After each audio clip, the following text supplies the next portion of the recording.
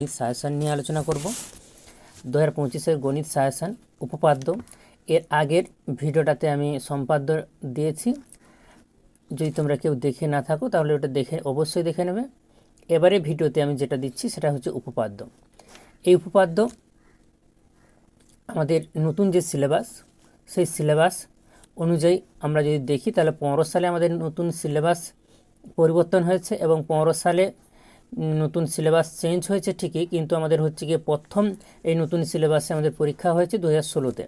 আমি 15 থেকে যদি মাধ্যমিকের কোশ্চেন পেপারগুলো আমরা দেখি তাহলে উপপাদ্য আমাদের মাধ্যমিকে যে আমাদের গণিত বই রয়েছে, সেই গণিত বইতে আমাদের হচ্ছে গিয়ে 2-এর যে অধ্যায়টা, অর্থাৎ 2 নম্বর যে অধ্যায় বৃত্ত সম্পর্কিত, এখানে উপপাদ্য রয়েছে 7-এর অধ্যায় বৃত্তস্থ কোণ সম্পর্কিত,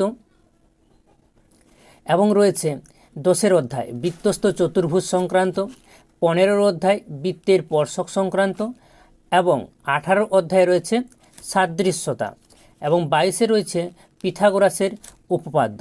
এই উপপাদ্যগুলো আমাদের রয়েছে, এই অধ্যায়ে আমাদের উপপাদ্যগুলো রয়েছে। এবারে হচ্ছে কি 2015 সালে আমাদের যে উপপাদ্যগুলো পড়েছে সেগুলো আমরা দেখছি 10-এর অধ্যায় থেকে পড়েছে 38-এর উপপাদ্য, 15 যে অধ্যায়টা আমাদের ছিল বৃত্তের স্পর্শক সংক্রান্ত, সেখান থেকে 42 পড়েছে, এবং পিথাগোরাসের উপপাদ্যটি আমাদের পড়েছে 15-তে। এবারে 2016 মাধ্যমিক যদি আমরা দেখি তাহলে 2016 মাধ্যমিকের আমাদের হচ্ছে বৃত্ত সম্পর্কিত, এখান থেকে 33-এর উপপাদ্য পড়েছে, আর সাদৃশ্যতা থেকে আমাদের 48-এর উপপাদ্য পড়েছে। এই দুটি উপপাদ্য আমাদের পড়েছে।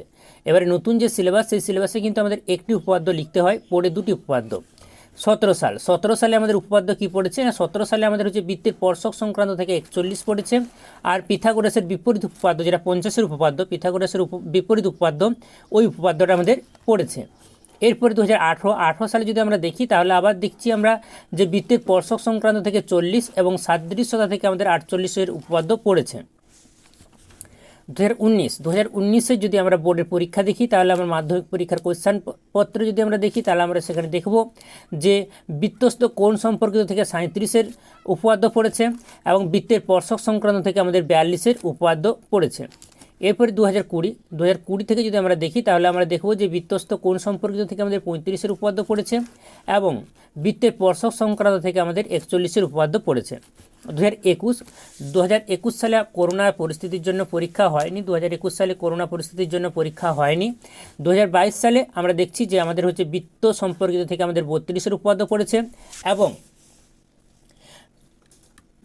বৃত্তস্থ চতুর্ভুজ সংক্রান্ত থেকে আমাদের পড়েছে 38-এর উপপাদ্য। বৃত্তস্থ চতুর্ভুজ সংক্রান্ত থেকে পড়েছে আমাদের 38-এর উপপাদ্য।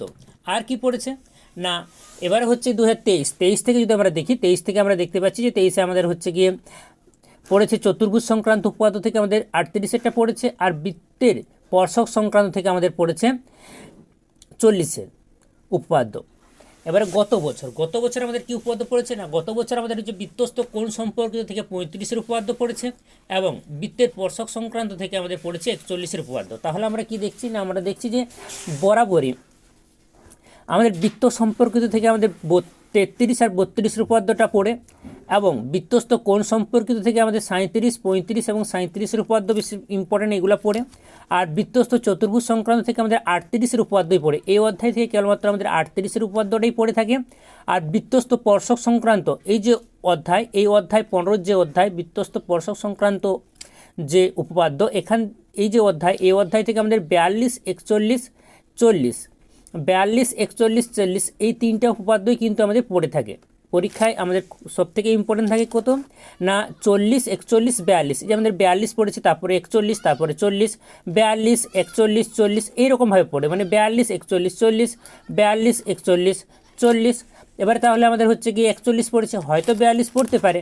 আর সাদৃশ্যতা থেকে আমাদের কি পড়ে না, সাদৃশ্যতা থেকে আমরা যদি দেখি, সাদৃশ্যতা থেকে আমাদের হচ্ছে গিয়ে কেবলমাত্র 48-এর উপপাদ্যটাই পড়ে থাকে, 48-এর উপপাদ্য। আর পিথাগোরাসের উপপাদ্য যেটা হচ্ছে 22-এর অধ্যায় যে পিথাগোরাস এবং তার পিথাগোরাসের বিপরীত উপপাদ্য, সেখান থেকে আমরা দেখতে পাচ্ছি যে 49, 50 অনেক দিন আগে পড়েছিল, কিন্তু বর্তমানে আমাদের হচ্ছে 18, 19, 20, 21-এ করোনার জন্য পরীক্ষা হয়নি, 22, 23, 24 কোনো বছরই কিন্তু আমাদের আসেনি পিথাগোরাসের উপপাদ্য। তাই এবছর তোমরা যদি উপপাদ্যটা দেখে থাকো তাহলে উপপাদ্য তোমরা অবশ্যই কিন্তু 48-এর উপপাদ্যটা দেখবে সাদৃশ্য থেকে। কারণ সাদৃশ্যতা থেকে আমাদের যে উপপাদ্য, এখানে হচ্ছে গিয়ে করোনা পরিস্থিতিটা আমরা বাদ দিলেও আমরা দেখছি 5 বছর, গত 5 বছরে কিন্তু আমাদের 48-এর উপপাদ্য আসেনি।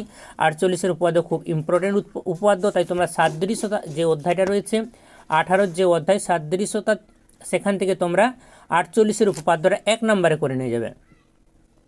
এইবারে তোমরা 1 নম্বরে করবে 48-এর উপপাদ্য, আর 2 নম্বরে তোমরা যেটা করবে সেটা হচ্ছে গিয়ে পিথাগোরাসের উপপাদ্য। পিথাগোরাসের উপপাদ্য 49 এবং বিপরীত উপপাদ্য 50।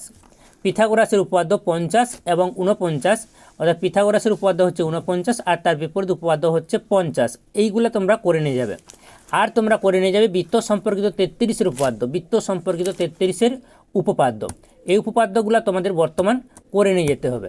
তাহলে তোমরা বর্তমান কি করে নিয়ে যাবে না, তোমরা বর্তমান যে উপপাদ্যগুলো করে নিয়ে যাবে সেগুলো হচ্ছে তোমরা প্রথমতই 48-এর উপপাদ্য করে নিয়ে যাবে, 48-এর উপপাদ্য। তারপরে হচ্ছে গিয়ে 49, 50 পিথাগোরাস এবং হচ্ছে গিয়ে পিথাগোরাসের বিপরীত উপপাদ্য, আর 33-এর উপপাদ্য। এছাড়া তোমরা 37, 38 এবং 42 এই উপপাদ্যগুলো তোমরা দেখে যেতে পারো। এবারের জন্য আমরা করে নিয়ে যাব 48-এর উপপাদ্য, 49-এর উপপাদ্য, 50 এবং 33-এর উপপাদ্য।